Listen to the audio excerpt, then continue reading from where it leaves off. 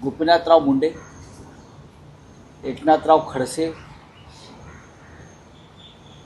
प्रमोद महाजन यांनी महाराष्ट्रात पक्ष वाढवला आणि देशाच्या स्तरावरती हा पक्ष लालकृष्ण अडवाणी यांनी वाढवला.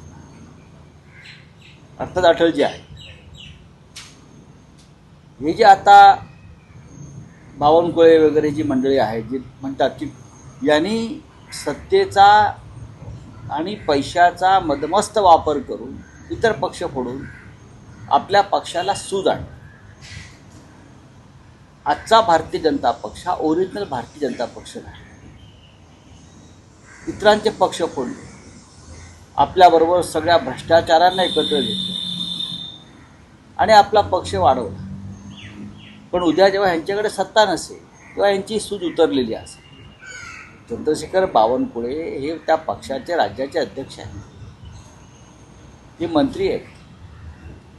त्यांना थोडीशी जरी लाज वाटली असती तरी त्यांनी विधान केलं नसतं की काँग्रेस फोडा, अमुक फोडा. तुमचा पक्ष विचारधारेवरती वाढवा. तुमची विचारधारा काय आहे त्या विचारधारेनुसार पक्ष वाढवा. त्याच्याविषयी आमच्याकडे काहीच म्हणणं. आजचा भारतीय जनता पक्ष महाराष्ट्रात हा 70% हा उपऱ्यांचा पक्ष आहे. आजचा भारतीय जनता पक्ष त्यांचे मंत्रिमंडळातले लोक बघा कोण आहेत. सगळे मूळ लोक बाजूलाच आहेत. त्यांनी विधान परिषदेमध्ये ज्यांना घेतलेलं आहे किंवा ज्यांना विधानसभेत तिची तिकीटं देऊन निवडून आणलं, हे सगळे लोक किमान 70 ते 75% लोक हे उपरे आहेत, बाहेरचे आहेत. त्यांचा भारतीय जनता पक्षाच्या विचारधारेशी काही संबंध नाही.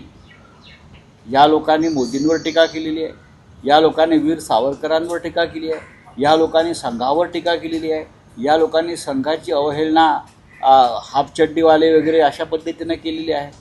हे सगळे लोक घेऊन तुम्ही तुमचा पक्ष वाढवतात. मला लाज वाटली पाहिजे हो. आणि एवढं करूनसुद्धा यांची भूक भागत नाही. फक्त फोडा फोडा आणि फोडा. याचं कारण त्यांचे जे नेते आहेत अमित शहा यांची विचारधारा तीच आहे की दुसऱ्यांचं फोडाने आपलं वाढवा. स्वतःची रेस विचारांची वाढवायला तयार नाही, अजिबात वाढवणार नाही. आणि बावनकुळे वगैरे जे लोक आहेत त्यांच्याकडे लोक गांभीर्याने पाहत नाहीत. शिवसेना फोडा, मग राष्ट्रवादी काँग्रेस फोडा, मग काँग्रेस फोडा. आता ते शिंदेची शिवसेनाही फोडणार आहे आणि ते अजित पवारांचा राष्ट्रवादी पक्षही फोडणार आहेत.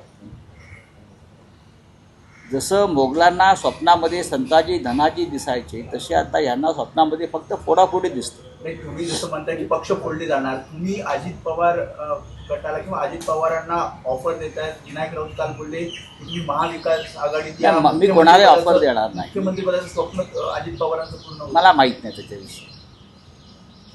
तो शरद पवारांचा विषय. अजित पवार हा पवार साहेबांचा विषय आणि पवार साहेबसुद्धा राजकीयदृष्ट्या त्यांच्याशी त्यांचा डायलॉग आहे. मी पवार साहेबांना ओळखतो. पवार साहेब आणि ते भेटतात, ठीक आहे. त्यांचे काही संस्थात्मक कामांसाठी भेटतात, ते आवश्यक असतं कारण एकमेकामध्ये तंगड्या गुंतलेल्या आहेत. पण राजकीयदृष्ट्या म्हणा तर शरद पवार हे अजित पवारांना माफ करणार नाही. राजकीयदृष्ट्या म्हणतो. बघा, जे माझं आकलन आहे ते राजकीयदृष्ट्या म्हणतो. बाकी त्यांचं ते कुटुंब असतं वगैरे वगैरे वगैरे, ठीक आहे. जसं आमचंही कुटुंब आहे ठाकरेंचं हो. आमच्या स्वभावात आणि त्यांच्या स्वभावात, राजकीय स्वभावात फरक आहे. पण मी त्यांना जे काय त्यांना मला माहीत आहे त्यानुसार ते ज्या पद्धतीनं अमित शहानं अजित पवारांना हाताशी पकडून पक्ष फोडला, ही का फार मोठी महान विचारधारा वगैरे नाही. घाबरून पळून गेलेले लोक आहेत. त्यांना मुख्यमंत्री व्हायचं आहे पण ते मुख्यमंत्री होणार नाही. अजित पवार हे कदापि भाजपबरोबर राहून मुख्यमंत्री होणार नाही. एकतर त्यांना पूर्णपणे भाजपात विलीन व्हावं लागेल त्यांचा पक्ष, आणि भाजपचे म्हणून त्यांना